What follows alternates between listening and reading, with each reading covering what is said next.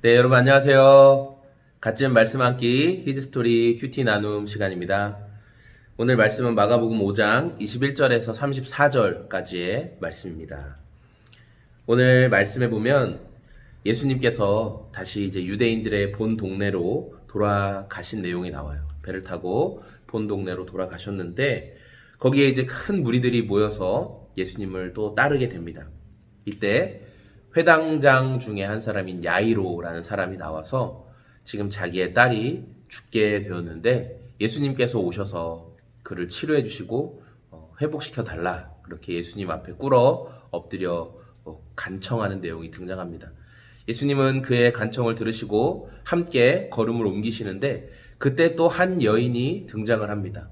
사람들 틈 사이에서 몰래 예수님께로 다가가는 그 여인은 12해 동안 혈루병이라는 병, 유출병으로 인해서 굉장한 괴로움을 당하고 많은 재산을 의사들에게 사용했지만 의원들이 그 병을 낫지 못하게 하고 괴로움만 더하게 됐다라고 성경은 말하고 있어요.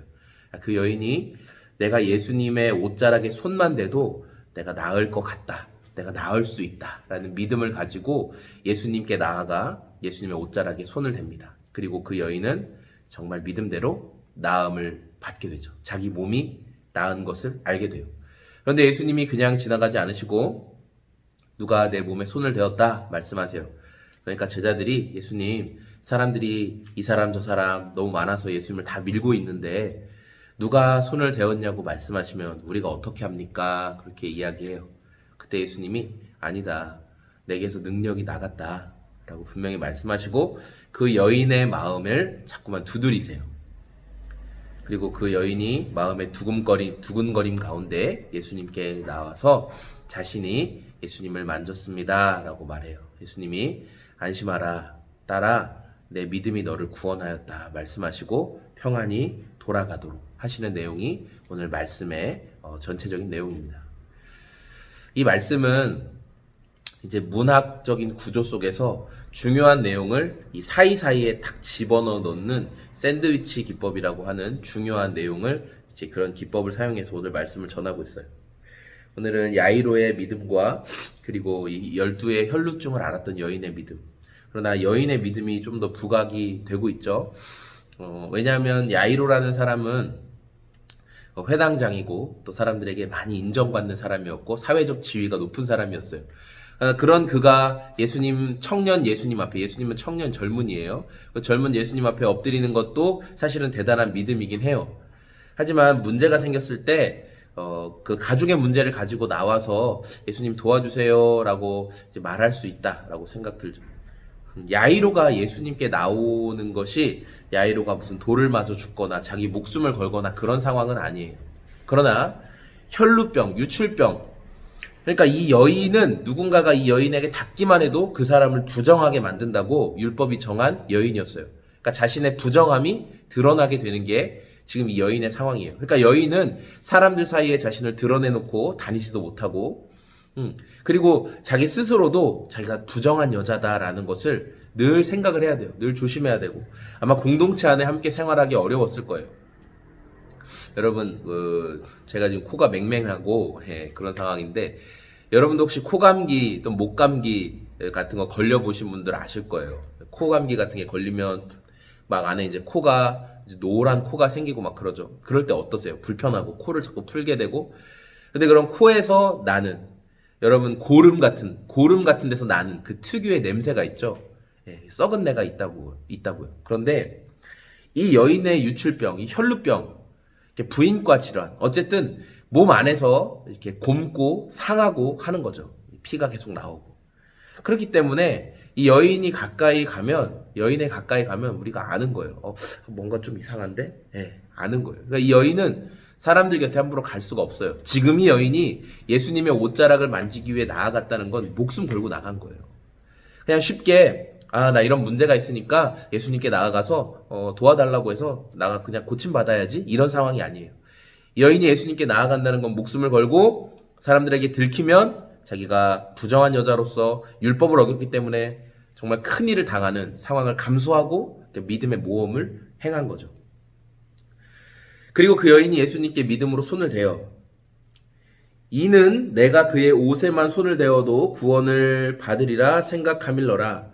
여인은 나을 것이라는 믿음을 가졌고, 그러니까 바른 믿음이죠. 그리고 나를 낫게 해주시는, 내가 손을 대는 저분이 어떤 분이신지, 예수님이 어떤 분이신지, 예수님이 분명히 치료하실 수 있는 분이시다라는 사실을 믿고 그 일을 행한 거예요. 그러니까 우리의 바른 행동과 그리고 우리의 믿음의 대상이 어떤 분인지가 이게 함께 같아야 돼요. 우리의 믿음의 대상이 사실은 전혀 믿을 수 없는 대상인데 그것을 우리가 아무리 신뢰한다고 해도 아무 능력도 안 나타나죠. 그러니까 우리가 귀신이나 세상의 수많은 우상들 우리가 따르고 또 많은 사람들이 거기를 추종하고 그렇게 하는 그 많은 우상과 미신들, 왜 우상이나 미신이라고 말하냐면 그들에게는 이 사람들이 원하는 일을 해줄 수 있는 힘이 없어요. 힘이 없다고요. 그러나 하나님은 참신이시다, 하나님은 살아계신다라고 말하는 것은 하나님은 그 일을 행하실 수 있는 분이기 때문에. 그러나 여기에는 또 우리의 바른 믿음이 필요하죠. 바른 태도.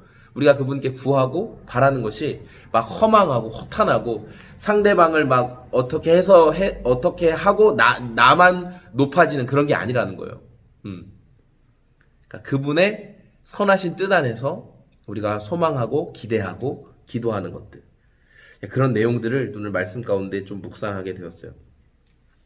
이 여인의 믿음의 모험을 보고 우리가 예수님을 따를 때 예수님을 향해 믿음을 보이고 어떤 삶을 계속적으로 추구하며 나아갈 때 사람들은 모를 거예요. 사람들은 모르는 것이 너무 많죠. 왜냐하면 31절에 예수님이 자기 몸에서 능력이 나간 줄 아시고 누가 내 몸에 손을 대었느냐라고 물었을 때 제자들이 31절에 여짜오되 무리가 에워싸 미는 것을 보시며 누가 내게 손을 대었느냐고 물으시나이까, 이렇게 말하는 거예요. 예수님, 누가 손 댔는지 우리는 몰라요. 우리가 어떻게 알아요? 저 많은 사람들이 다 밀어 제끼는데, 그 말인 거죠. 우리가 주님을 사랑하고 오늘도 여러분이 주님을 위해 어떠한 삶을 살아가고 행하는 것들을 사람들은 모를 수 있다라는 거예요. 여러분 교회의 목회자는 모를 수 있다라는 거예요. 여러분 교회의 리더들, 여러분 함께하는 공동체의 리더들, 여러분이 어떻게 예수님 앞에 서 있기를 애쓰고 수고하고 그분을 바라보고 그분을 사랑하고 그분을 향해 헌신하는지 사람들은 모를 수 있다라는 거예요. 근데 누구는 아신다는 거예요? 예수님은 아신다는 거예요. 아니다. 누가 분명히 내게 어떤 믿음을 가지고 액션을 취했다라고 예수님은 말씀하신다는 거예요.